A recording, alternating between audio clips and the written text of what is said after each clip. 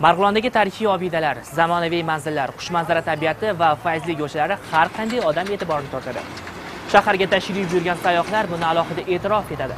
Koreyaning EBC telekanali ijodkorlari shaharning o'ziga xos an'analari, urf-odatlari, marosimlari haqida hujjatli film tayyorlash maqsadida Marg'ilon shahriga tashrif buyurdilar. Va bu borada biz EBC telekanali prodyuseri Park Chi De'ga yuzlanamiz.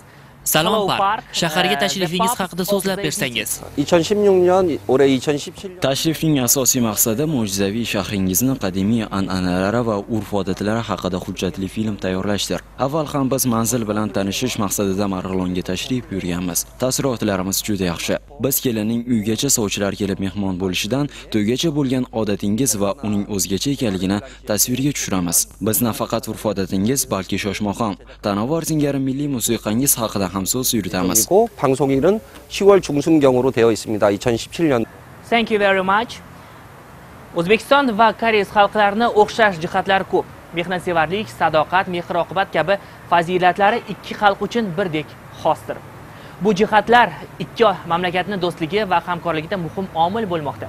Ijodkorlar tomonidan suratga olinadigan 7 qismdan iborat filmda ham aynan mana shu borada so'z yuritiladi. Bu borada esa biz aynan mana shu film ijodkori Shim Ximyonga yuzlanmoqchimiz.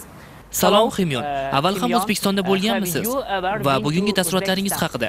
Actually, this is my twice time. O'zbekistonga birinchi marotaba tashrif buyuryapman. Avval bunday jannat makon yurtda bo'lmaganman. Samimiy insonlar bizga peshvoz chiqqanidayoq bu yerdagi insonlarning har biri mehr-oqibatliligini bildim. UNESCO hamda hunarmandlar uyushmasiga minnatdorchilik bildiramiz. Biz yana ko'rishamiz. Thank you very much. See you tomorrow. Ayni vaqtda koreyalik ijodkorlar shahardagi tarixiy manzillarni o'rganishga kirishlar. Tasvirga olish ishlari esa ertadan boshlanadi. Dastlabki mavzu esa o'zbekning qadimiy an'analaridan biri bo'lgan sovchilik bo'ladi.